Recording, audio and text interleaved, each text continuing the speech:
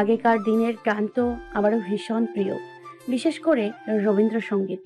বৃষ্টির দিনে এক কাপ চা হাতে প্রিয়জনের সাথে বসে রবীন্দ্রসঙ্গীত অনুভব করার মজাই আলাদা।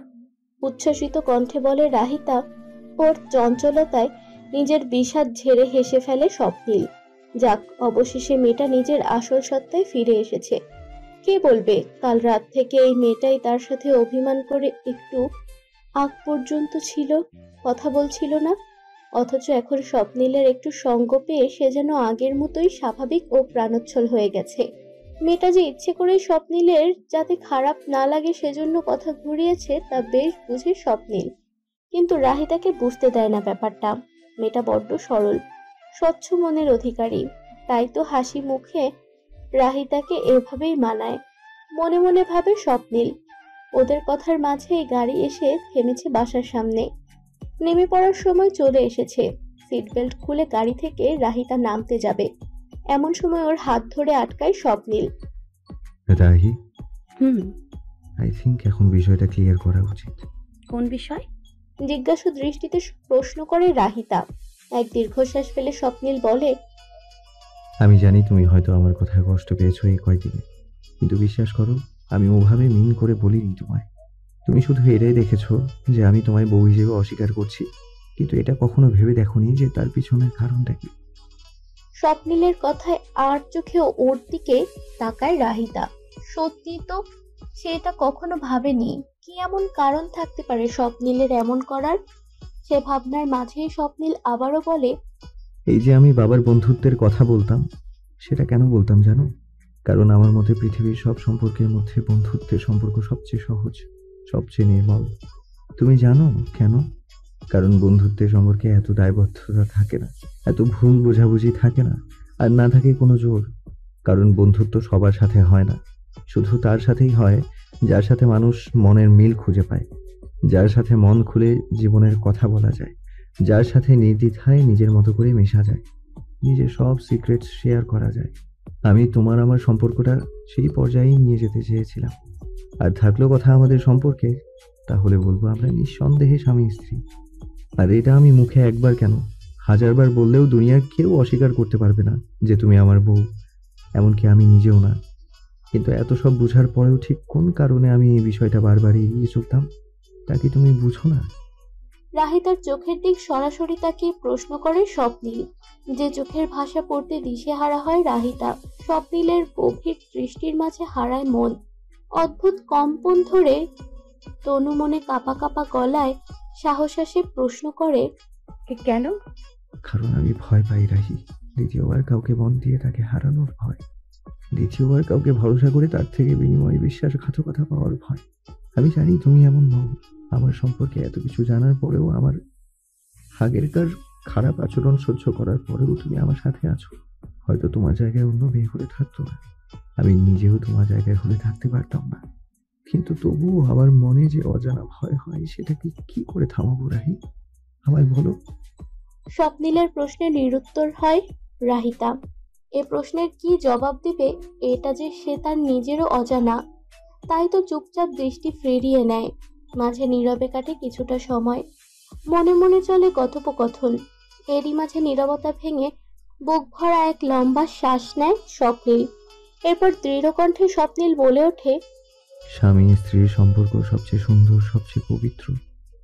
এই সম্পর্কে কঠিন দায়িত্ববোধ যেমন আছে, ঠিক তেমনি একে অপরের প্রতি নির্মল বিশ্বাস ও স্বার্থহীন ভালোবাসা সেভাবেই প্রয়োজন।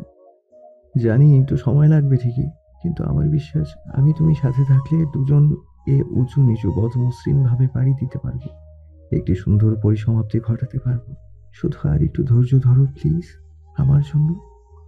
আশা ভরা চোখে রাহিতার দিক তাকায় স্বপ্নিল। এতক্ষণে রাহিতা নিজেও ওর দিক তাকিয়েছে। স্বপ্নিলের কথায় পুরনো আশা জেগে ওঠে মনে। অন্তর প্রশান্ত হয় রাহিতার। স্বপ্নিলের বাড়িয়ে রাখা হাতে হাত রেখে ঠোঁটে হাসির রেখা টেনে বলে, আপনি মন থেকে আমাদের সম্পর্ক মেনে নেন, আমার স্ত্রী হিসেবে মেনে নেন। আমি তো শুধুই এটাই চেয়েছিলাম। জোর করে আর যাই হোক ভালোবাসা হয় না, এবং আপনার পরিস্থিতিতে তো আরো না। তাই আমি কখনোই আপনাকে জোর করতে চাইনি। এতদিন মনের মাঝে কষ্টগুলো লুকিয়ে রেখে আমি ক্লান্ত হয়ে গিয়েছিলাম। তাই নিজেকে হালকা করতেও আপনাকে আমার মনের অবস্থা বোঝাতে সেদিন ওসব বলি। নিজের দুঃখ শেয়ার করা কি বন্ধুত্বের মাঝে পড়ে না? আপনিও করেছিলেন, আমিও করেছি, হিসাব বরাবর। ভ্রু নাচিয়ে বলে রাহিতা। ওর কথার ধরনে হেসে ফেলে স্বপ্নীল। হাসতে হাসতেই বলে, তোমার হিসেব মিললে এখন গাড়ি থেকে নামি চলো, নয়তো দেখা যাচ্ছে পুরো রাত বাসার সামনেই কাটিয়ে দিচ্ছি আমরা। তারপর পরের দিন সকালে তোমার বাসায় খুঁজে না পেয়ে তোমার শাশুড়ি আমার নামে থানায় মামলা করে দিবে। ছি, আপনি কত খারাপ। চোখ পাকিয়ে স্বপ্নীলের উদ্দেশ্যে বলে রাহিতা। এরপর সিট বেল্ট খুলে গাড়ি থেকে সুদূর আকাশের চাঁদটাও যেন হাসছে তাদের পিছে। এ রাত এবং পিছনে ফেলে আসা রাস্তাও যেন সাক্ষী আজ একজোড়া কপত কপতির মন বিনিময়ের নতুন অধ্যায়ের সূচনা। ভার্সিটি বন্ধ হয়েছে একদিন হলো মাত্র, অথচ গতকাল জন্মদিনের পার্টিতে আসার পর থেকে যেন রাহিতার সময় কাটছেই না বলা চলে।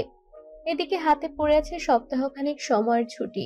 পরদিন বিকেলে শাশুড়ির সাথে সোফায় বসে ঝালমুড়ি খেতে খেতে টিভি দেখছিল সে।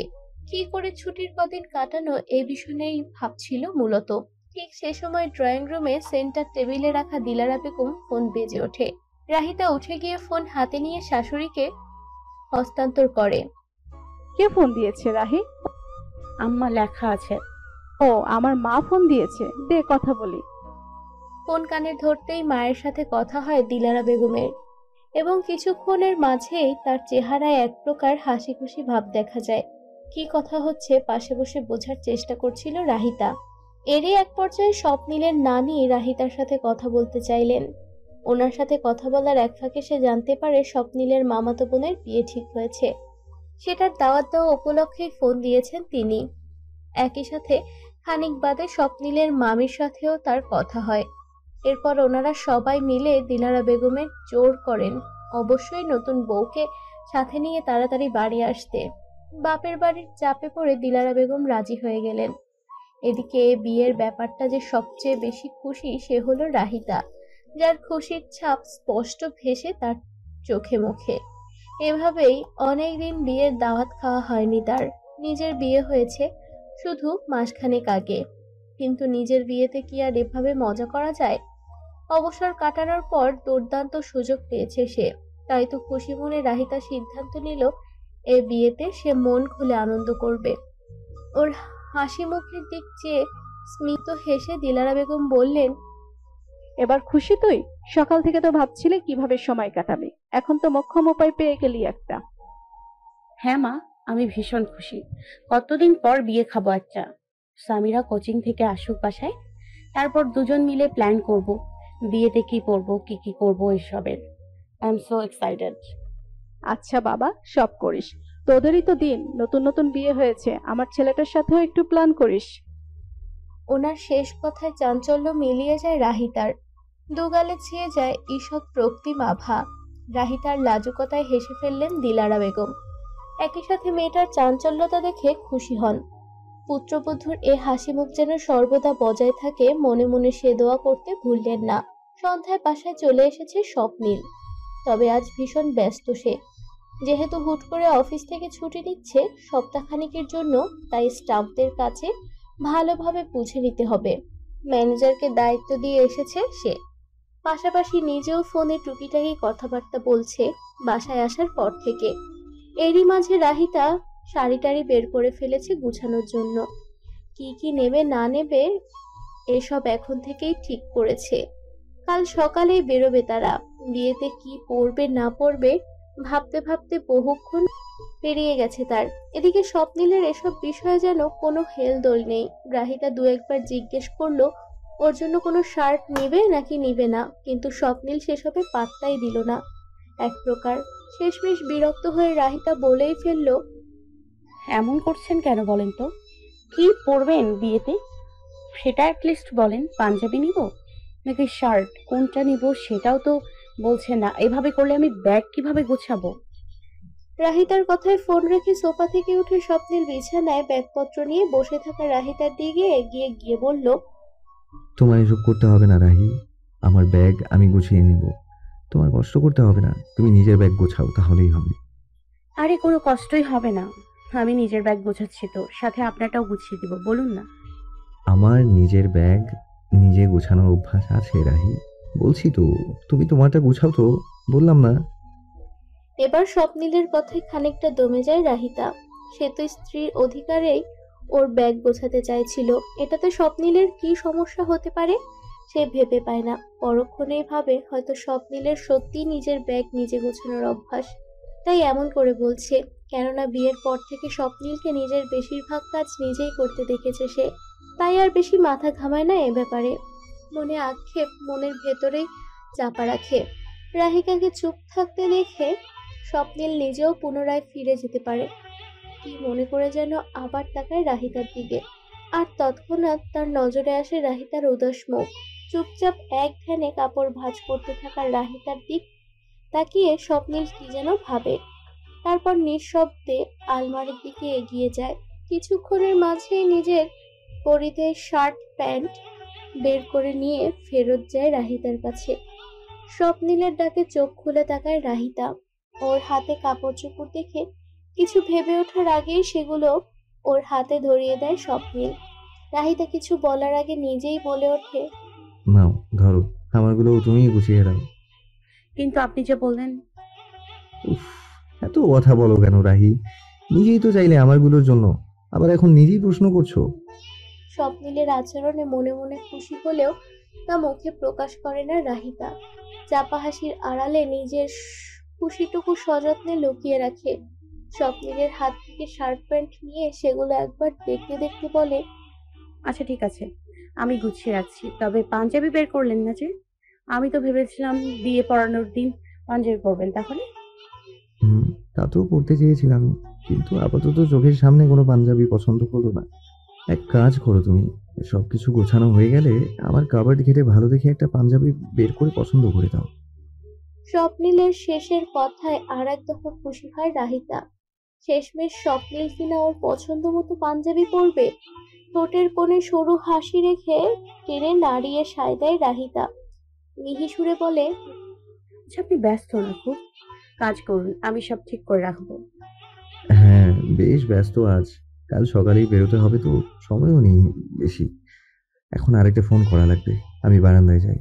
ঘণ্টাখানেকের মাঝেই নিজেদের ব্যাগপত্র সব গুছিয়ে ফেলে রাহিতা।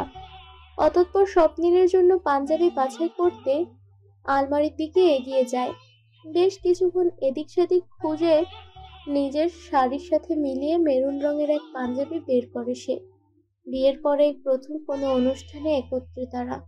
তার মধ্যে স্বপ্নিলের দিকের অনুষ্ঠান, বউ হিসেবে রাহিতার প্রথম দাওয়াত। সেই হিসেবে নবদম্পতি দুজন বিয়েতে এক রঙের পোশাক পরলে বেশ মানানসই লাগবে দেখতে।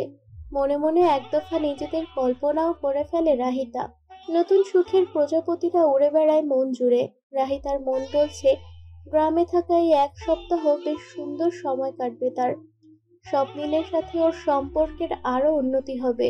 দুরু দুরু বুকে আগামীকাল সকালের অপেক্ষা করে রাহিতা। মনে মনে প্রস্তুতি নেয় স্বপ্নিলের সাথে এক সুন্দর যাত্রার। গাড়ির পেছনে ব্যাগপত্র সব রেখে এসে ড্রাইভিং সিটে বসলো স্বপ্নিল। সামনে ওর পাশের সিটে রাহিতা বসে আছে, পেছনে দিলারা বেগম ও সামিরা।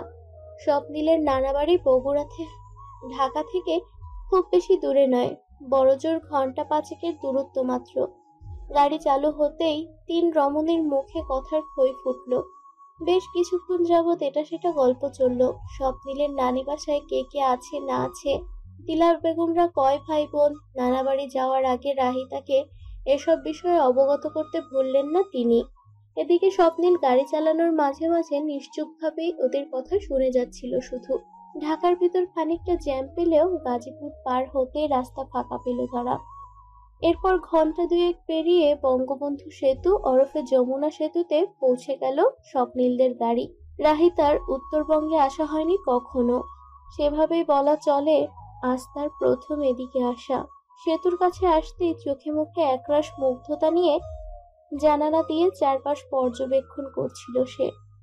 সেতুর নিচ দিয়ে যমুনা নদীর বুক ঘুরে বেড়ানো ছোট বড় নৌকা, একই সাথে ইঞ্জিন চালিত স্টিমার চলছে।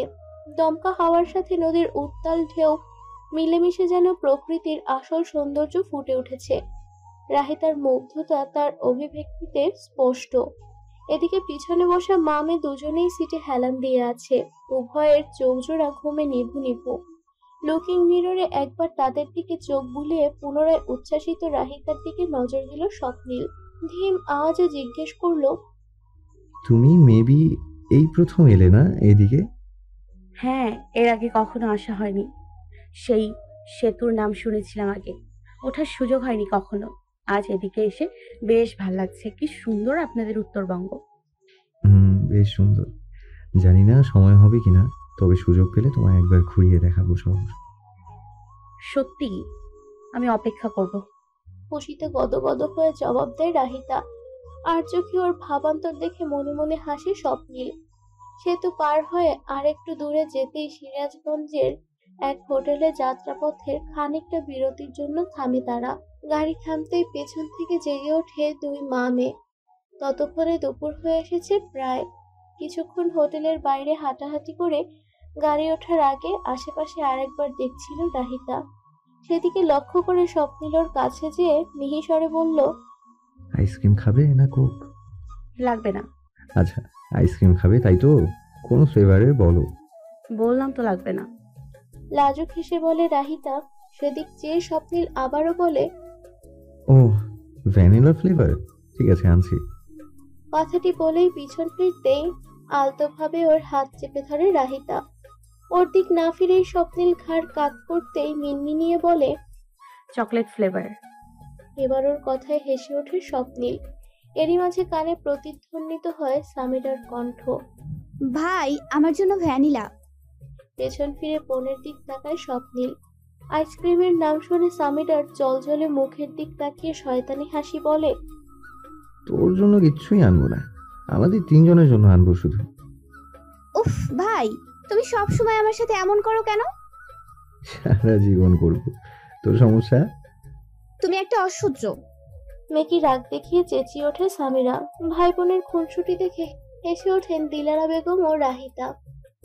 সেদিক পাত্তা না দিয়ে স্বপ্নীল চলে যায় আইসক্রিম আনতে। যেতে যেতেই মনে মনে ভাবে, এবার লাইনে এসেছে রাহিতা। মূলত এতক্ষণ রাহিতার দৃষ্টি লক্ষ্য করছিল সে। কিছু দূর দাঁড়ানো কয়েকটা বাচ্চাদের আইসক্রিম খাওয়ার দিক তাকিয়েছিল সে। এতেই স্বপ্নীলের মনে হয়েছে সে হয়তো আইসক্রিম খেতে চায়। এই তো আন্দাজে ঢিল মারছিল এবং সে সফল। কিন্তু স্বপ্নীল ভেবে পায় না রাহিতার যদিও কোনো কিছু নিতে ইচ্ছে হয়, তবে সেটা সে ওকে সরাসরি বলে না কেন। এখন তো অ্যাটলিস্ট ওদের মধ্যেকার সম্পর্কটা যথেষ্ট স্বাভাবিক হয়েছে। পুরোপুরি মিলেমিশে না গেলেও তারা দুজনই সে নিজেদের দিক থেকে ঠিকই চেষ্টা করছে নিজেদের সম্পর্ক মজবুত করার। তবে কি রাহিতার মাঝেও কোনো জড়তা কাজ করছে? আনমনে ভাবে দ্বিধাগ্রস্ত স্বপ্নীল। মনে মনে ভাবে মেয়েটা ওর জন্য অনেক কষ্ট পেয়েছে, কিন্তু আর নয়। এবার নিজের পাশাপাশি সে চেষ্টা করবে রাহিতাকে ওর পাশে পুরোপুরি সহজ করার। এসব ভাবনার মাঝেই সবার জন্য আইসক্রিম নিয়ে ফিরে আসে স্বপ্নীল। অতঃপর সবাই আবার যাত্রার উদ্দেশ্যে বের হলো। বগুড়া যাওয়ার বেশিক্ষণ যে বাকি নেই আর। প্রশস্ত এক বাড়ির সামনে এসে থামে গাড়ি। জানালা দিয়ে সেদিক তাকিয়ে না চিনেও রাহিতা বুঝলো এটাই স্বপ্নীলের নানা বাড়ি। তার ভাবনা শেষ না হতেই গাড়ি থেকে নামতে শুরু করলো সবাই। রাহিতা বের হবে ততক্ষণে স্বপ্নীল নিজের সিট থেকে বের হয়ে এসেছে ইতিমধ্যে। ফলে সে নিজেই রাহিতার জন্য গাড়ির দরজা খুলে দিল। সেদিক চেয়ে মুচকি হেসে বের হলো রাহিতা। এমন সময় দিলারা বেগম কাছে এসে বললেন, এটাই আমার বাপের বাড়ি, বুঝলি রাহি? অনেক মাস পর আসা হলো এখানে। ভেতরে চল তাড়াতাড়ি। আর মাথায় আঁচল টেনে নে, বিয়ের পর প্রথমবার আসছিস, নতুন বউ। সবাই অপেক্ষা করছে আমাদের জন্য। ওনার কথায় সায় নাড়িয়ে সবাই বাড়ির ভেতর ঢুকবে এমন সময় স্বপ্নীল বলে, মা, তোমরা যাও, আমি লাগেজ নিয়ে আসছি। তোকে লাগেজ নিতে কে বলেছে? দীপ্তদের ডাকলেই তোরা নিয়ে যাবে। এই প্রথমবার তোর বউ আসছে এখানে, তুই কোথায় বউয়ের সাথে ঢুকবি তা না, যত সব। দিলারা বেগমের কথা শেষ না হতেই একটা ছেলের কণ্ঠ শোনা যায় বাসার সামনে থেকে। স্বাস্থ্যবান এক যুবক ছেলেকে আসতে দেখা যায় এদিকে। মুখে যার লেগে আছে মুচকি হাসি, এক গালে টোল। তাদের দিকে এগিয়ে আসছে সে। ওকে আসতে দেখেই স্বপ্নীল একগাল হেসে বলে, আরে দীপ্ত রে, কেমন আছিস? অনেকদিন পর দেখা তোর সাথে। রাহি, এটা হলো দীপ্ত, আমার মামাতো ভাই। স্বপ্নিলের কথা শুনে রাহিতা হালকা হেসে সালাম দেয় তাকে। রাহিতাকে সালামের উত্তর দিয়ে স্বপ্নিলের দিক চেয়ে দীপ্ত বলে, দীপ্তর কথায় সবাই ভেতরে ঢোকে। দরজা খোলাই ছিল। সদর দরজা পেরিয়ে ভেতরে ঢুকতেই মধ্যবয়সী এক মহিলা হাসি মুখে এগিয়ে আসেন। দিলারা বেগমকে জড়িয়ে ধরে বলেন, কেমন আছেন আপা? এতদিন পর আমাদের কথা মনে পড়লো বুঝি? আমাদের নতুন বৌমা কোথায় দেখি? শাশুড়ির ইশারায় ওনার সামনে এগিয়ে এলো রাহিতা। তাকে দেখেই মুগ্ধ চোখে তাকালেন মহিলা। রাহিতার গালে হাত রেখে আদুরি কণ্ঠে বললেন, মাশাআল্লাহ, তুমি তো আসলেই সুন্দর। আমি স্বপ্নিলের বড় মামি। চিনেছো আমায়? সেই যে বিয়ের দিন দেখেছিলাম তোমায় বিয়ের সাজে। এখন তো দেখছি এমনিতেও তুমি কম সুন্দর নও। আমাদের স্বপ্নিলের সাথে বেশ মানিয়েছে, মাশাআল্লাহ। মামির কথায় লজ্জায় মাথা নুয়ে যায় রাহিতার। পরপর স্বপ্নিলের নানি ছোট মামিদের সাথে দেখা হয় তার। সবার সাথে দেখা সাক্ষাৎ ও কুশল বিনিময় শেষে সোফায় রেস্ট নেওয়ার জন্য বসে তারা। জার্নির ক্লান্তি দূর করতে ঠান্ডা শরবত পরিবেশন করা হয় তাদের। সবেমাত্র শরবত খেয়ে খানিকটা জিরিয়েছিল রাহিতা। লম্বা এক জার্নির পর সকলের সাথে কুশল বিনিময় করতে করতে বেশ ক্লান্ত হয়ে গিয়েছিল সে। ওকে চুপচাপ বসে থাকতে দেখে স্বপ্নিল প্রশ্ন করে, কি হয়েছে, মন খারাপ? কই না তো। তাহলে এমন চুপচাপ বসে আছো কেন? ভ্রুকুচকে জিজ্ঞেস করে স্বপ্নিল। ওর কথায় বিরক্ত হয় রাহিতা। সে নতুন বউ হিসেবে এসেছে মাত্র বাড়িতে, কাউকে চিনেও না এখনো ঠিক মতো। চুপচাপ থাকবে না তো কি করবে, নাচবে? বিরক্তি নিয়ে দামিয়ে দাঁতে দাঁত চেপে স্বপ্নিলের দিক তাকিয়ে বলে, তো কি করতে বলছেন আমায়? নাচবো এখানে? ওর কথায় হুহা করে হেসে ওঠে স্বপ্নিল।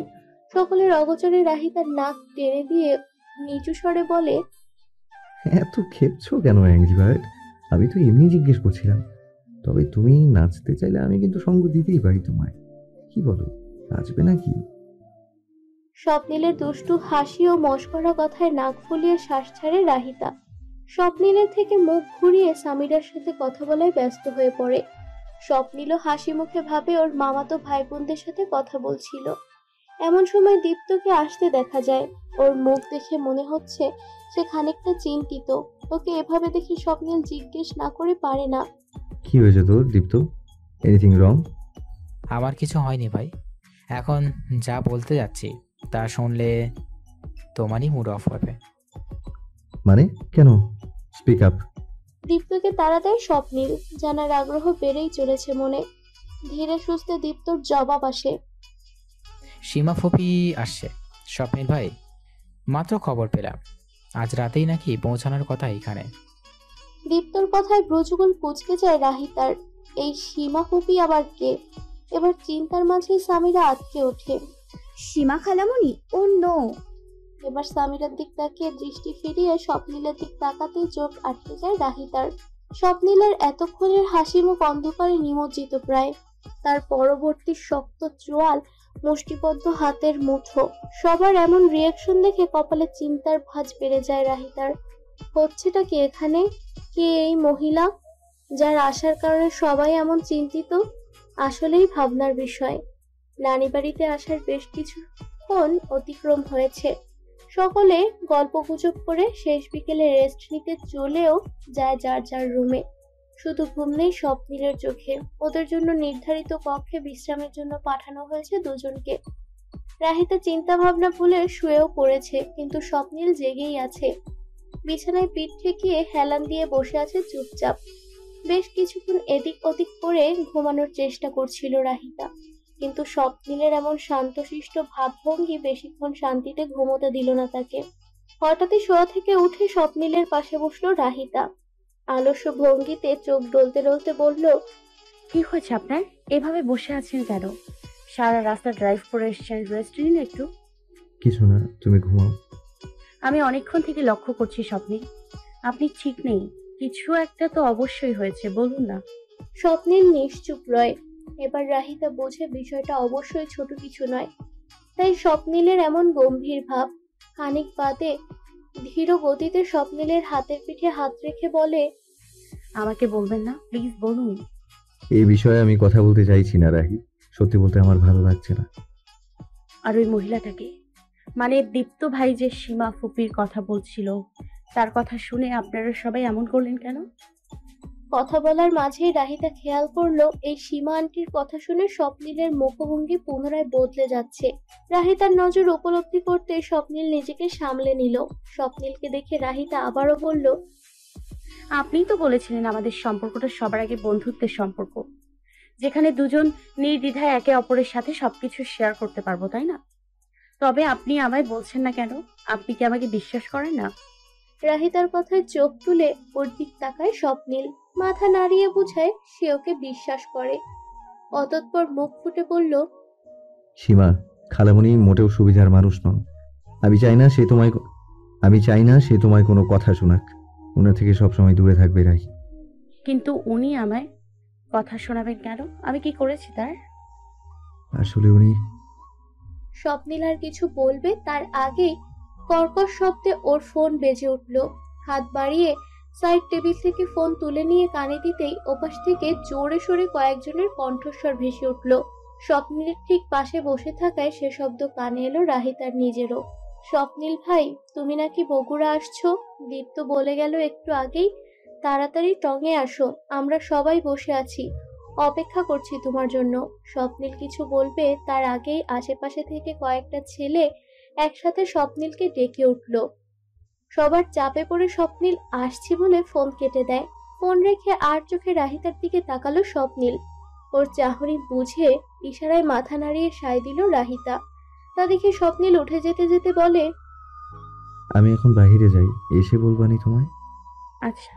আমি সত্যি তোমায় বলতে চেয়েছিলাম এখন, কিন্তু শুনলেই তো ওরা কিভাবে জোরাজুরি করছে ফোনে। আমি মন খারাপ করিনি। আপনি এতদিন পর এসেছেন এদিকে, স্বাভাবিক আপনার বন্ধুরা অপেক্ষা করছে। আপনি ঘুরে আসুন, তারপর না হয় বলেন আমায়, আমি অপেক্ষা করব। রাহিতার কথায় মুচকি হাসলো স্বপ্নিল। রুম ছেড়ে যাওয়ায় উদ্দেশ্য বের হচ্ছিল, রাহিতাও বিছানা ছেড়ে ফ্রেশ হওয়ার জন্য বাথরুমে যাচ্ছিল। ঠিক সে সময় স্বপ্নিলের কথায় পাজরা থেমে ওর। তুমি এত ভালো কেন রাহিতা? প্রত্যেকবার আমার বোঝানোর আগেই নিজে থেকে আমার সবকিছু কিভাবে বুঝে যাও?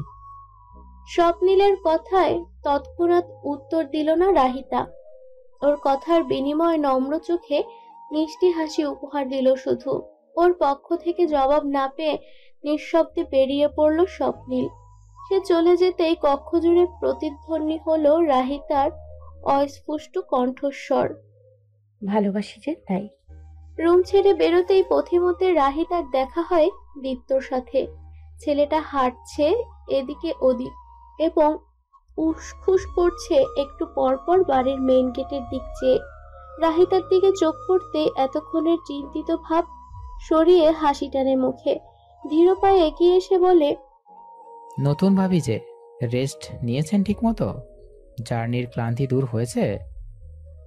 জি ভাইয়া, আপনি এদিকে কি করছেন? কাউকে খুঁজছেন? সাহসে উত্তর দেয় রাহিতা। ওর প্রশ্নে খানিকটা ইতস্তত করে দীপ্ত। কাচুমাচু ভঙ্গিতে বলে, না তো, আমি আবার কাকে খুঁজবো? দীপ্তর কথা মোটেও বিশ্বাস হয় না রাহিতার। ও বুঝে দীপ্ত ওর থেকে কিছু লুকোতে যাচ্ছে, কিন্তু এত তাড়াতাড়ি সহজ হতে পারছে না। তাই কিছু একটা ভেবে রাহিতা ওর সাথে খাতির জমানোর চেষ্টা করে। নম্র মুখে বলে, আচ্ছা এসব বাদ দিন, আপনাদের সম্পর্কে ঠিক মতো কিছু শোনাই হলো না। বিয়ের সময় তাড়াহুড়ায় সবাইকে দেখেছিলাম, এখন আর সঠিক মনে নেই। দুই ভাই বোন না আপনারা? গীতার কথায় এবার নিজ চিন্তা ভাবনা ঝেড়ে মাথা নাড়ে দীপ্ত। সেভাবেই বলে, হ্যাঁ, আমরা দুই ভাই বোন। আমার ছোট বোন নীতি, ওরই বিয়ে। আপুর 4 ভাই বোন। আমরা এক চাচা ও 2 ফুপি, দিলার ফুপি সহ। এই তো আমাদের পরিবার। ছোট্ট চাচা অর্থাৎ স্বপ্নিল ভাইয়ের ছোট মামা রাতে আসবে, তখন ওদের দেখা হবে। এছাড়াও রাতে আরো একজন আত্মীয় আসবেন, সীমা ফুপি। উনি হচ্ছেন। কথাটা বলেই থেমে গেল দীপ্ত। হুট করে মনে পড়লো কথা বলতে বলতে সে একটু বেশিই বলে ফেলেছে, তাই মুখে কুলুপাটাই শ্রেয় মনে করলো এখন। এদিকে দীপ্তকে চুপ থাকতে দেখে রাহিতা অসন্তুষ্ট হলো। মাত্রই কাঙ্ক্ষিত কথাটা শুনতে যাচ্ছিল, এমন সময় দীপ্তর থেমে যাওয়াটা একদমই ভালো লাগলো না তার। তাই তো অশান্ত গলায় বলে, কি হলো? থেমে গেলেন কেন ভাইয়া, বলুন না। আসলে ভাবি, আমার না একটা কাজ মনে পড়ে গেছে। আমি এখন আসি। আপনিও বাহানা দিয়ে পালাতে চাইছেন, তাই তো? এবার ধরা পড়ায় মাথা নত করে নীরব দাঁড়িয়ে রয় দীপ্ত। রাহিতাকে এর বিপরীতে কি উত্তর দেবে সে ভেবে পায় না। এদিকে দীপ্তর নীরবতা লক্ষ্য করে রাহিতা এক দীর্ঘশ্বাস ফেলে হতাশ গলায় বলে, আমি জানি না আপনারা আমার থেকে কেন সীমা খালামুনির বিষয়টা লুকোতে চাইছেন। যেখানে একটু পর উনি নিজেই আসবেন এ বাসায়, তখন তো তার সাথে দেখা হবেই, তাই না? তাহলে আমায় আগে বললে সমস্যা কোথায়? এমন কিছুই না ভাবি, কেউ আপনার থেকে কিছু লুকোতে চায় না। আসলে বিষয়টা এমন যে, বিষয়টা যেমনই হোক আমারও তো জানার অধিকার আছে না ভাইয়া? রাহিতার প্রশ্নে মাথা নেড়ে সায় দেয় দীপ্ত। মেয়েটা সত্যিই মিথ্যে বলেনি, তার জানার পুরোপুরি অধিকার আছে। তাই সবকিছু ভুলে দীপ্ত সিদ্ধান্ত নেয় সে রাহিতাকে জানাবে সবটা। সীমা ফুপি হচ্ছে আব্বুদের ছোট চাচার মেয়ে, দিলার ফুপির চাচাতো বোন, অর্থাৎ স্বপ্নীল ভাইদের দূর সম্পর্কে খালা। কথাটা কর্ণগোচর হতেই কিছু একটা মাথায় আসে রাহিতার। মনে মনে কিছু একটা ছক কষে শাশ্বত কণ্ঠে প্রায় তৎক্ষণাৎ শুধায়, অনিকা আপুর মা?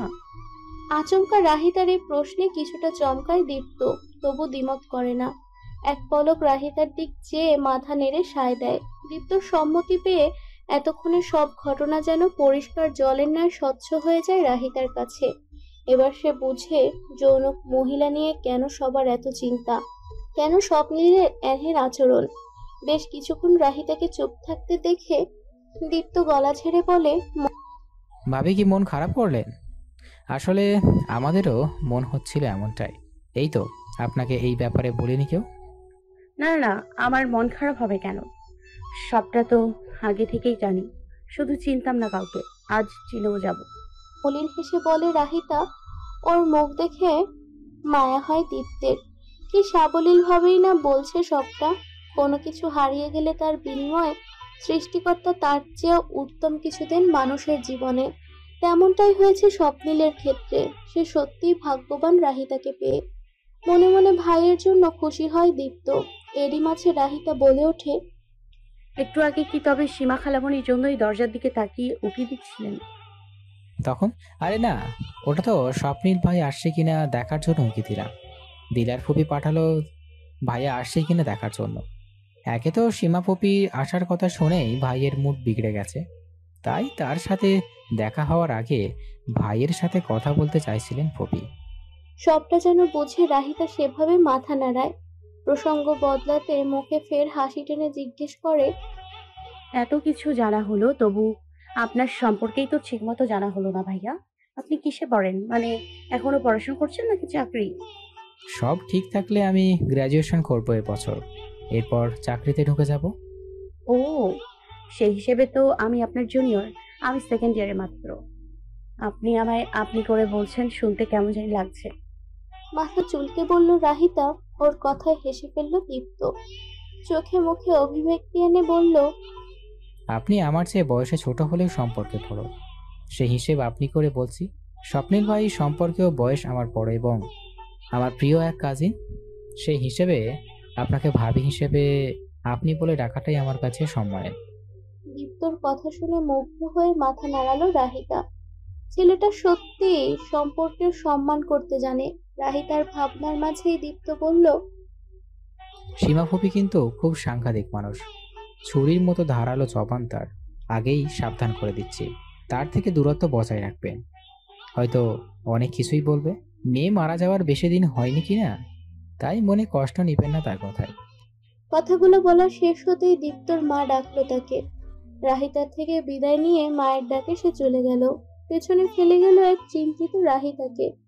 সন্ধ্যা পেরিয়ে রাত 8টা পার হয়েছে। কিছুক্ষণ হলো। একটু আগেই বাসায় এসেছে স্বপ্নীলের ছোট মামা ও তার পরিবার। তাদের সাথে কথাবার্তা বলে ভালোই সময় কাটছিল রাহিতার। এমন সময় এক পুরু কণ্ঠের মেয়েলি গলা শুনতে পেল সবাই। দরজার দিকে চোখ পড়তেই শাশুড়ি বয়সী এক মহিলাকে দাঁড়িয়ে থাকতে দেখে রাহিতা না চিনেও সে বোঝে এটাই তার কাঙ্ক্ষিত বিপদের আগমন। এরই মাঝে সবার সাথে কুশল বিনিময় করে মহিলা খানিক বাদে কিছু দূর বসে থাকা দিলারা বেগমের দিকে এগিয়ে গিয়ে বলেন, এতদিন পর তোর দেখা পেলাম। আজকাল নাকি ধরাছোঁয়ার বাইরে চলে গেছিস? ছেলের বিয়ে হতে না হতেই এই হাল হলে হবে? তবে তো বাকি দিন পড়েই আছে। তার কথায় বিস্মিত হলো রাহিতা। এভাবে কথা বলছে কেন তার শাশুড়ির সাথে?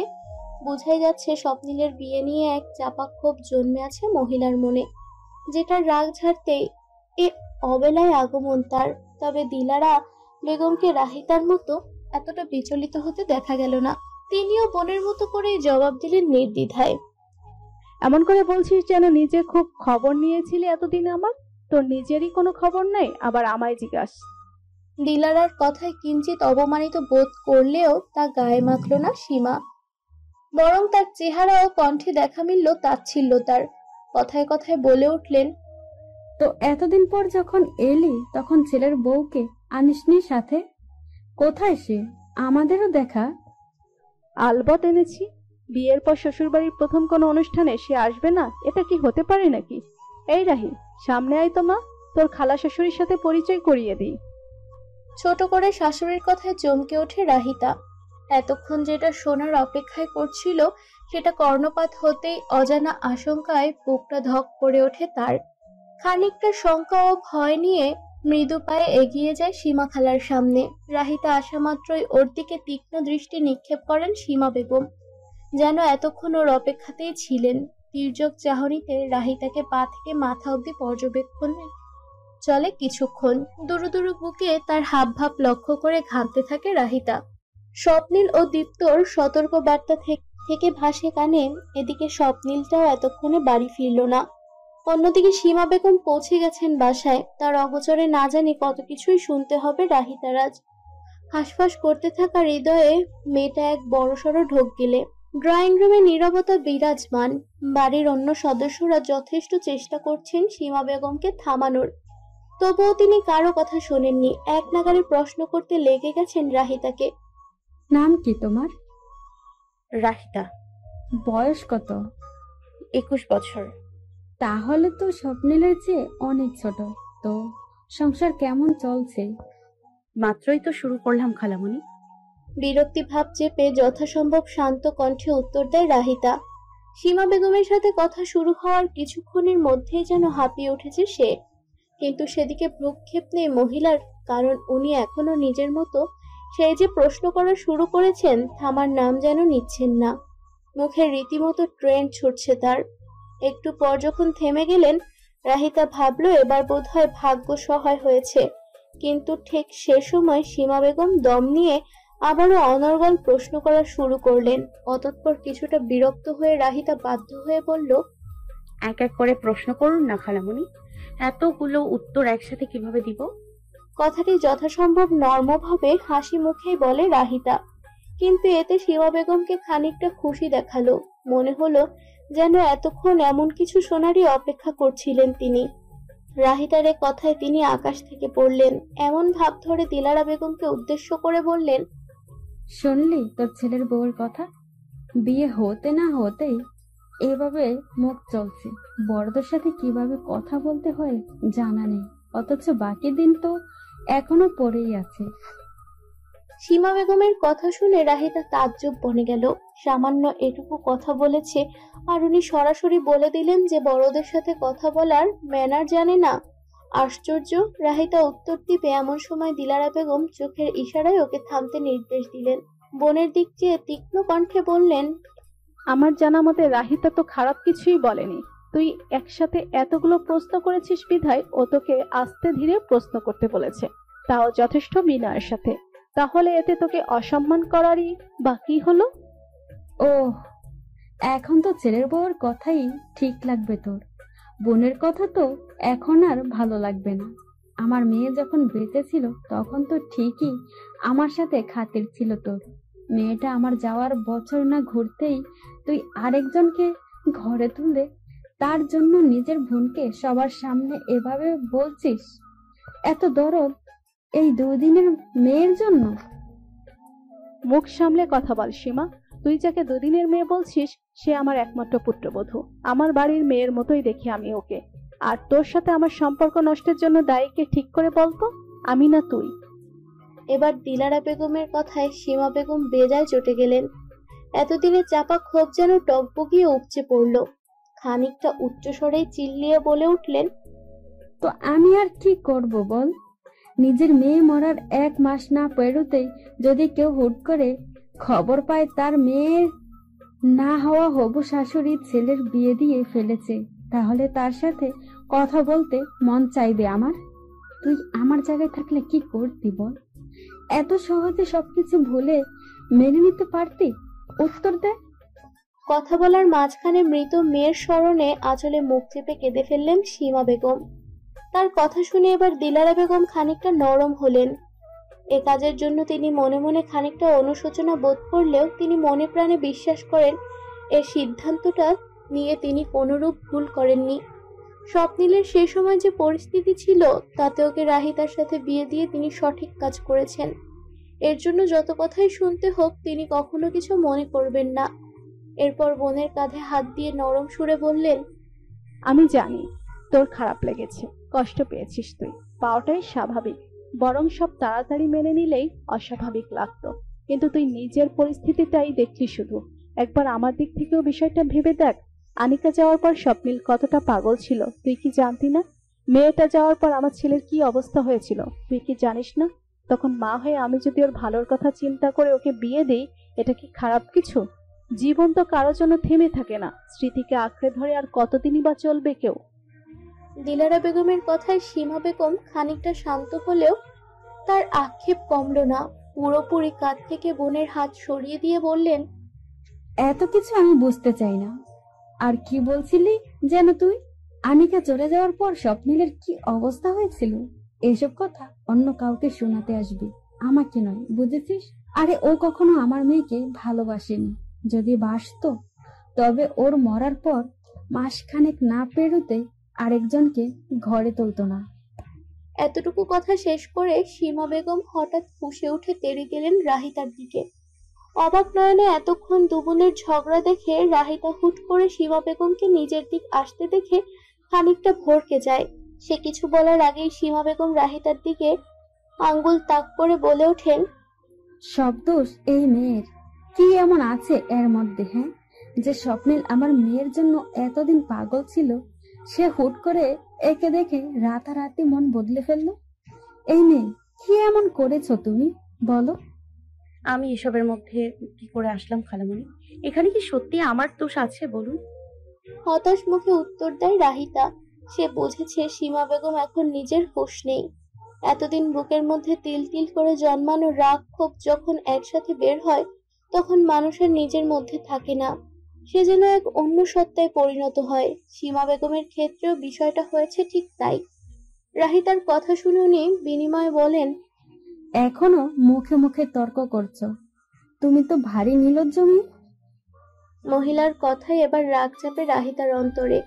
এতক্ষণ সে নতুন বউ হিসেবে ভদ্রতার খাতিরে যথেষ্ট বিচক্ষণভাবে উত্তর দিচ্ছিল। ভেবেছিল মেয়ের শোকে শোকাহত এক মা তার কষ্ট প্রকাশ করছে সবার সামনে, তাই তো সে চুপ করে সব শুনে যাচ্ছিল। কিন্তু এবার তো তিনি নির্দ্বিধায় ওকে নির্লজ্জ বলে দিলেন, যখন যে তাকে যোগ্য উত্তর দিতেই হবে। এখন চোখ মুখ শক্ত করে রাহিতা উত্তর দেওয়ার জন্য মুখ খুলছিল, সে সময় নিশ্চুপ কক্ষে স্বপ্নিলের ভারী কণ্ঠের আওয়াজ প্রতিফলিত হয়, আমার জানা মতে ও নির্লজ্জ রকমের কোনো কিছুই করেনি, বরং তুমি ওকে অযথা যাচ্ছে তাই বলে অপমান করছো খালামণি। বাড়িতে নতুন কেউ আসলে কি আমরা তার সাথে এভাবে কথা বলি? স্বপ্নিলের কথা শুনে সেদিক তাকায় রাহিতা। একই সাথে রুমে থাকা সকলের চোখ ঘুরে যায় সেদিকে। অথচ এত কিছুর পরেও স্বপ্নিল নির্বিকার অত্যন্ত ধীরস্থির ভাবে পকেটে দুহাত গলিয়ে প্রবেশ করে সে। ওকে আসতে দেখে তাচ্ছিল্যের হাসি হাসেন সীমা বেগম। সেভাবেই বলেন, বাবা, এত অল্প সময়ে বউয়ের প্রতি এত টান, ভাবা যায়? আমি তো অযথাই মেয়ের দোষ দিচ্ছিলাম। আসল সমস্যা দেখি তোর মাঝে আছে।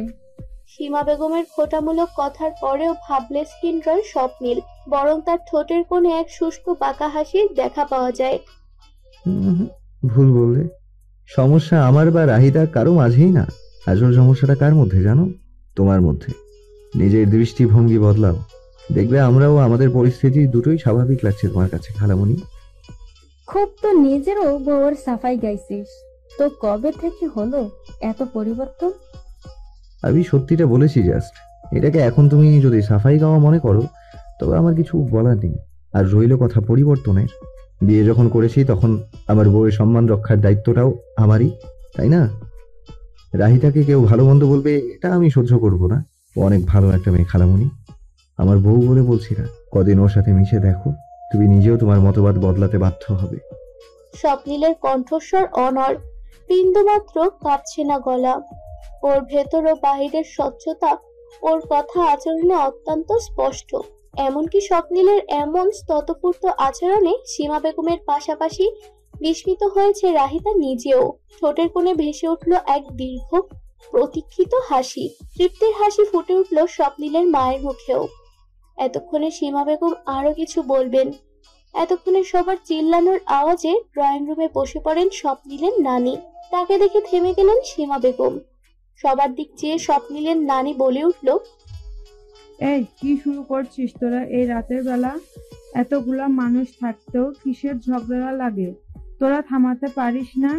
এই রাকিব, বাকিদের কথা না হয় বাদই দিলাম, তুইও কি দেখতে বসেছিলি?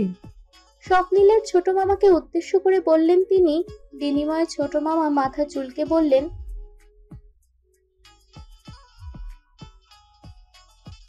ছেলের কথা শুনে এবার সীমা বেগমের দিকে দৃষ্টি নিক্ষেপ করেন স্বপ্নীলের নানি। এবার জাতির সামনে ধরা পড়ে যাওয়ায় খানিকটা বিব্রত বোধ করেন সীমা বেগম। সেদিক লক্ষ্য করে স্বপ্নীলের নানি শীতল কণ্ঠে বললেন, এগুলো কি সীমা? বিয়ে খেতে আসছিস, ভালো করে বিয়ে খা, মজা কর। কেন পুরনো কথা মনে করে নিজেদের মধ্যে সম্পর্ক খারাপ করতে চাইছিস মা? এবার চাচির কথা শুনে আর কিছু বললেন না সীমা বেগম। নীরবে প্রস্থান করেন ড্রয়িং রুম থেকে। এদিকে এত কিছু শেষ যেন হাফ ছেড়ে বাঁচে রাহিতা।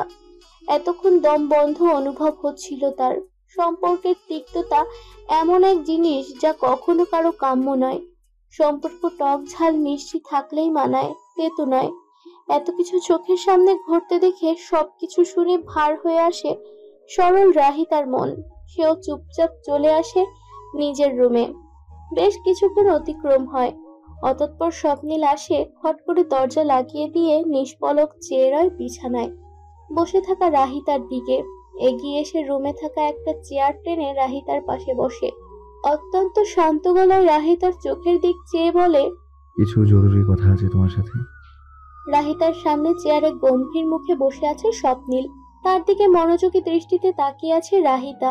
যেন ওর এমন মুখভঙ্গি দেখে বোঝার চেষ্টা করছে সে কি এমন জরুরি কথা বলতে চাইছে। তবে রাহিতাকে বেশিক্ষণ অপেক্ষা করতে হলো না। স্বপ্নীল নিজে থেকেই কথা বলা শুরু করলো। আমি আসার আগে খালামণি কি কি বলেছে তোমায়? চমকে গেল রাহিতা। স্বপ্নীল যে হঠাৎ এমন একটা প্রশ্ন জিজ্ঞেস করবে ব্যাপারটা ভাবেনি সে। ওকে চমকাতে দেখে স্বপ্নীল চেয়ারটা আরেকটু এগিয়ে নেয়। একদম রাহিতা মুখোমুখি কাছাকাছি বসে। এখন দুজনের মাঝে দূরত্ব নেহাত অল্প। একটু হাত বাড়ালেই একে অপরকে অনায়াসে ছুঁয়ে দেওয়া যাবে। স্বপ্নীলকে নিজের এত কাছাকাছি দেখে রাহিতা খানিকটা ঘাবড়ে যায়, তবে তা ভয় নয়, লজ্জায়। স্বপ্নীলকে এত কাছে এভাবে এক দৃষ্টিতে নিজের দিক চেয়ে থাকতে দেখে লজ্জাবতীর ন্যায় আর একটু নুয়ে পড়ে মেয়েটা। চোখে চোখ রাখতে পারে না, বেশিক্ষণ নামিয়ে নেয় মাথা। কিন্তু স্বপ্নীল নির্বিকার সেটা দেখেও যেন বোঝে না। সেদিকে বিশেষ পাত্তা না দিয়ে নির্লজ্জের ন্যায় বলে, এখন রোম্যান্স করতে আসিনি যে এত লজ্জা পাচ্ছ তুমি। সিরিয়াস কিছু জিজ্ঞেস করেছি, সিরিয়াসলি উত্তর দাও। যখন রোম্যান্স করতে আসবো তখন না হয় লজ্জা পেও। স্বপ্নীলের কথায় চোখ খিচে বন্ধ করে রাহিতা। রক্তিম আভায় লালিত হয় মুখ। মনে মনে কয়েকশো বকা দেয় ওকে। এভাবে না বললে কি হতো না? এরপর নিজেকে সামলে নিয়ে চোখ পাকিয়ে কটমট করে তাকায় স্বপ্নীলের দিকে। ওকে এভাবে তাকাতে দেখে হেসে ফেলে স্বপ্নীল। মাথা নাড়িয়ে শান্ত গলায় বলে, আচ্ছা ঠিক আছে, আর বলবো না এসব। এখন কিন্তু সিরিয়াসলি জিজ্ঞেস করছি রাহি, আমি বাসায় আসার আগে সীমা খালামণি তোমায় কি কি বলেছিল? আমায় সব খুলে বলো, একদম কোনো কিছুই লুকাবে না। এবার নিজেকে ধাতস্থ করে রাহিতা। গলা ছেড়ে এক এক করে সব খুলে বলে, লুকোয় না কোনো কিছু। সব শুনে স্বপ্নিলের গম্ভীর হয়ে থাকা মুখশ্রী আর একটু থমথমে হয়। ফোঁস করে এক শ্বাস ফেলে গমগমে গলায় বলে, আমি জানতাম এমন কিছুই আচ্ছা, উনি এতদিন মনের মাঝে আমার ও মায়ের উপর যে রাগ পুষে রেখেছিলেন তা আজ সুযোগ বুঝে তোমার উপর ছেড়েছেন। এই জন্যই আমি তোমায় বলেছিলাম তার থেকে দূরে থাকতে, তাকে অ্যাভয়েড করতে। দেখলে তো কেমন ব্যবহার তার। তবুও তুমি শোনোনি কেন আমার কথা? স্বপ্নিলের কণ্ঠে স্পষ্ট ক্রোধ, কপালে পড়েছে ভাঁজ। যেন রাহিতার সাথে হওয়া এমন আচরণের কারণ সে নিজে। ওকে বিচলিত হতে দেখে নিজেকে তটস্থ করে রাহিতা। বোঝে স্বপ্নিল রেগে আছে, অপরাধ বোধে ভুগছে। ওকে ঠান্ডা করতে হবে। অতঃপর আলতোভাবে হাত রাখে ওর সামনে বসে থাকা স্বপ্নিলের কাঁধে। চোখে চোখ রাখে নির্দ্বিধায়, নরম গলায় বলে, আমি জানি আপনি খালামণি থেকে দূরে থাকতে বলেছিলেন, কিন্তু আমি কি করে থাকতাম বলুন? মাত্র এসছেন তিনি বাসায়, আর আমি নতুন বউ। এখন যদি আমি হুট করে তাকে ইগনোর করি, তবে সেটা কি ভালো দেখায় বলুন? সবাই কি ভাবতো? সবাই কি ভাবতো সেটা দিয়ে তুমি কি করবে? আমি তো সবাইটা চিন্তা করিনি। তোমারটা চিন্তা করেছিলাম বলেই তোমায় আগে ভাগে সতর্ক করেছিলাম। তবে তুমি তো তুমি সবার কথা ভাবতে যে নিজে এতগুলো কথা শুনলে। এত ভালো হয়ে কি হবে রাহি? ভালো মানুষদের সবাই কষ্ট দেয়। তাই এ কথা আপনি আমায় বলছেন? তবে আপনি নিজে কি করলেন আগে সেটার ব্যাখ্যা দিন। মানে? চমকে ওঠে স্বপ্নিল।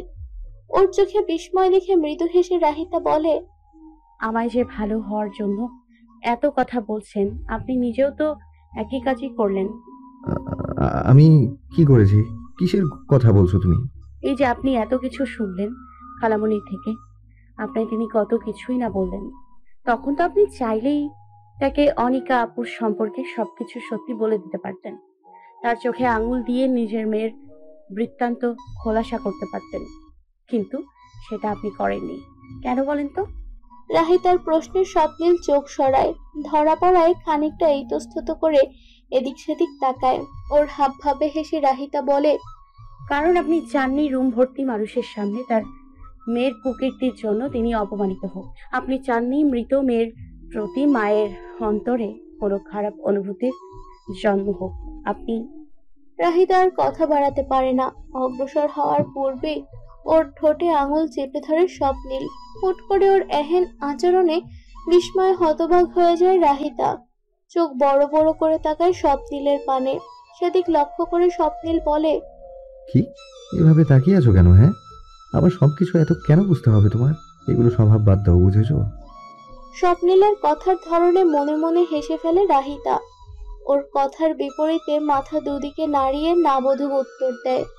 ওর রিয়াকশন দেখে চোখ ছোট ছোট করে ঠোঁট থেকে হাত সরিয়ে ফেলে স্বপ্নিল।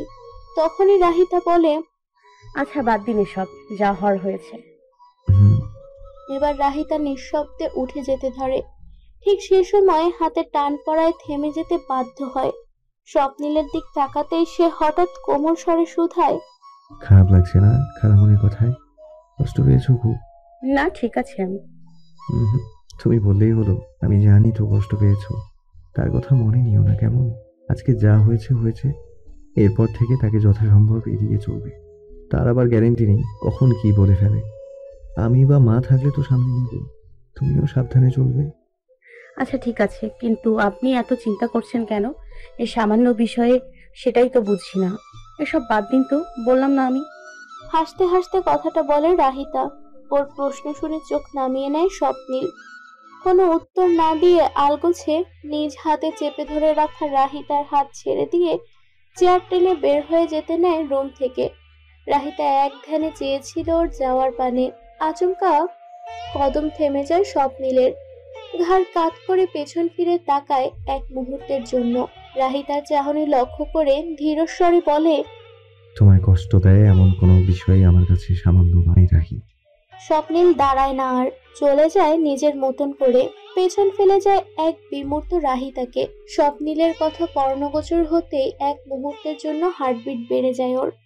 স্বপ্নিলের কথায়, ওর আচরণে আজ অন্য কিছু ছিল যা রাহিতার হৃদয়কে নাড়িয়ে দেয়। যে চোখে রাহিতা এতদিন তাচ্ছিল্য দেখে এসেছিল, আজকাল সেই চোখেই নাম না জানা সুন্দর অনুভূতিরা স্পষ্ট উকি দেয়। পরদিন সকাল হতেই যথারীতি আত্মীয় স্বজনে ভরে গেল স্বপ্নিলের নানা বাড়ি। যথারীতি বাজতে লাগলো বিয়ের ঢাকঢোল। ছোটদের চোখে মুখে আনন্দ, বড়দের চোখে মুখে ব্যস্ততার ছাপ। অবশ্য এক একজনের মাঝে এক এক কাজ বন্টন করে দেওয়া হয়েছে, সেই হিসেবেই যে যে নিজ নিজ কাজ করছে। স্বপ্নিল ব্যস্ত ছেলেদের সাথে বাজার করতে, পাশাপাশি প্রয়োজনীয় সবকিছু হাতের নাগালে আছে কিনা এসব তদারকি করতে। একইভাবে রাহিতা একবার রান্নাঘরে টুকিটাকি কাজ করছে মামি খালাদের সাথে, অন্যদিকে স্বপ্নিলের মামাতো খালাতো বোনদের সাথে ফাঁকে ফাঁকে গল্প করছে। এসবের মাঝেই কেটে গেল দিন। বেলা গড়িয়ে হয়ে গেল দুপুর থেকে বিকেল। সবাই যে যার মতো করে মেহেদি দিচ্ছে। কাল থেকে স্বপ্নিলের মামাতো বোন অর্থাৎ নীতির বিয়ের অনুষ্ঠান শুরু। ড্রয়িং রুমে বড়রা বসে চা নাস্তা খাচ্ছে, আর বউয়ের রুমে বসেছে মেয়েদের আসর। নীতিকে ব্রাইডাল মেহেদি লাগিয়ে দিতে বাইরে থেকে আর্টিস্ট নিয়ে আসা হয়েছে, আর বাকি সবাই যে যার মতো করে নিজেরাই নিজেদের হাতে মেহেদি লাগাচ্ছে, অন্যকে লাগিয়ে দিচ্ছে। রাহিতাও ফ্রি হয়ে এসে বসলো রুমের এক কোনায়। পাশের সেন্টার টেবিলে রাখা ডালায় বেশ কটা মেহেদির কোণ থাকলেও সে চুপ করে অন্যদের মেহেদি দেয়া দেখছে। তার কারণ সে নিজে মেহেদি দিতে পারে না, সবসময় বোন, ফ্রেন্ড, না হয় কাজিনদের থেকেই দিয়ে নিত। স্বপ্নিলের ছোট মামার দুটো জমজ মেয়ে আছে, হিয়া ও রিয়া। তারা দুজনেই মেহেদি লাগাতে পটু। রাহিতাকে চুপচাপ বসে থাকতে দেখে হিয়া এগিয়ে আসে ওর কাছে। ওকে দেখে সহাস্যে তাকায় রাহিতা। হিয়া মুচকি হেসে বলে, কি গো নতুন ভাবি, একা একা বসে আছো কেন এখানে? মেহেদি লাগাবে না? লাগাতে তো চাই, কিন্তু কিভাবে লাগাবো সেটাই বুঝছি না। তুমি মেহেদি লাগাতে পারো না? না, কার থেকে লাগিয়ে নিব ওটাই ভাবছিলাম বসে বসে। তুমি পারো মেহেদি লাগাতে? রাহিতার প্রশ্নে চোখ মুখ চকচক করে উঠল হিয়ার। সে যেন এটারই অপেক্ষায় ছিল, কাউকে মেহেদি লাগিয়ে দিতে নিজের প্রতিভায় অন্যকে রাঙিয়ে দেওয়ার মাঝে যেন ভিন্ন এক সুখ পায় সে। তাই তো হাস্যোজ্জ্বল মুখে রাহিতাকে বলল, অবশ্যই ভাবি, তুমি আমায় আগে বলবে না? আমি আর রিয়ান তো সবাইকে দিয়ে দিচ্ছি, দেখো তাকিয়ে। তোমার হাতেও এক্ষুনি মেহেদি লাগিয়ে দিব, দাঁড়াও, নতুন কোনো কিছু নিয়ে আসছি। হিয়ার আগ্রহ দেখে হাসে রাহিতা। ও কোণ নেওয়ার জন্য যেতেই চোখ ফিরিয়ে রিয়াকে দেখে সে। রিয়া একজনকে মেহেদি পরাতে ব্যস্ত, সাথে আরেকজন সিরিয়ালে বসে অপেক্ষা করছে। এরই মাঝে নতুন মেহেদি নিয়ে ফিরে আসে হিয়া। সরে ওকে সোফায় বসার জন্য জায়গা করে দেয় রাহিতা। রাহিতাকে ডিজাইন পছন্দ করতে বললে সে হিয়াকে বলে নিজের মন মতো কোনো সুন্দর ডিজাইন করে দিলেই হবে। হিয়াও রাজি হয়। অতঃপর লেগে যায় রাহিতার হাত মেহেদি লাগিয়ে দেওয়ার কাজে। ঘন্টা দুয়েক পার হয় মেহেদি সম্পূর্ণ হতে। পুরো কাজ শেষ হওয়ার পর নিজের হাতের দিক তাকিয়ে মুগ্ধ হয় রাহিতা। তার হাত দুটোকে কি সুন্দরভাবে না রাঙিয়ে দিয়েছে মেয়েটা। খুশিতে উৎফুল্ল হয়ে হিয়াকে ধন্যবাদ জানায় সে। রাহিতার পর যারা হিয়ার কাছে মেহেদি দেওয়ার জন্য সিরিয়ালে ছিল, ওরাও বেশ প্রশংসা করে মেহেদির। সবশেষে গর্বিত মুখে হিয়া বলে, দেখলে তো, বলেছিলাম না আমি আছি। কি সুন্দরই না লাগছে গো তোমার হাত দুটো ভাবি। আর মেহেদিটা ভালো, বেশ রং হবে মনে হচ্ছে। বিনিময়ে রাহিতা হাসলো শুধু। এরই মাঝে কি যেন মনে হতে হুট করে হিয়া দুষ্টু কণ্ঠে বলে উঠল, এই রে, আসল কাজই তো করিনি এখনো। কি কাজ? এই যে এত সুন্দর করে তোমার হাতে মেহেদি দিয়ে দিলাম, কিন্তু এর মাঝে আমার ভাইয়ের নামটাই লিখলাম না। মেহেদিটা তো অপূর্ণ থেকে গেল। হাতটা বাড়াও দেখি, কোথাও ফাঁকা পাই কিনা, ভাইয়ের নাম লিখে দেই। দুষ্টুমি করে বলল হিয়া। ওর কথায় তাল মিলালো আশেপাশে বসে থাকা স্বপ্নিলের বোনেরাও। সবার এমন রিয়াকশন দেখে লজ্জায় পড়ে যায় রাহিতা। মনে মনে সে নিজেও চায় স্বপ্নিলের হাত নিজ হাতে লেখাতে, কিন্তু মনের ইচ্ছের কথা বাইরে প্রকাশ করা নিয়ে দ্বিধাদ্বন্দ্বে ভোগে।